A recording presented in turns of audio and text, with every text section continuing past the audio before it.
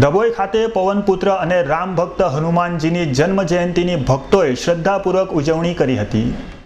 ડભોઈ નગરના ટીમલી ફાટક નજીક આવેલ રુદ્ર હનુમાન મંદિર, વેગાના હનુમાન મંદિર, લાલ બજારના હનુમાન મંદિર, સાઠોક રોડના પંચમુખી હનુમાન મંદિર, હીરા ભાગોળ બહાર નરસિંહજી હનુમાન મંદિર તેમજ અન્ય મંદિરોમાં આજે હનુમાન જયંતિ નિમિત્તે યજ્ઞ, પૂજા, પાઠ, હોમ હવન, ભજન કીર્તનથી જય જય હનુમાનના નાદથી વાતાવરણ ગુંજી ઉઠ્યું હતું। જેટલા પણ હનુમાનજીના મંદિર આવેલા છે, પટેલવાકામાં બાલાવીર હનુમાન છે, નૃસિંહ હનુમાન છે, સરિતાનગર ફાટક પાસે હનુમાનજી છે, પંચમુખી હનુમાનજી છે, વેગા હનુમાનજી છે અને બીજા અનેક નાના હનુમાન મંદિરો છે। ત્યાં દરેક જગ્યાએ આજે ભાવિક ભક્તો પોતાની રીતે પોતાનું યજન કરી રહ્યા છે અને ખૂબ સુંદર રીતે તમામ જગ્યાએ આયોજન ચાલી રહ્યું છે। આપણે પ્રતિકોઈ પાસે આદ્ય હનુમાનજી છે।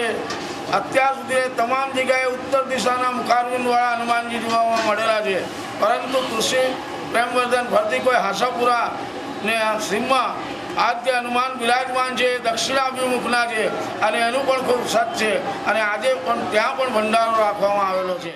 ઠેર ઠેર મંદિરોમાં ભારે ભક્તિમય રીતે ભક્તોની ભીડ જોવા મળી હતી અને મોટી સંખ્યામાં શ્રદ્ધાળુઓએ હનુમાન જયંતિની ઉજવણી કરી હતી।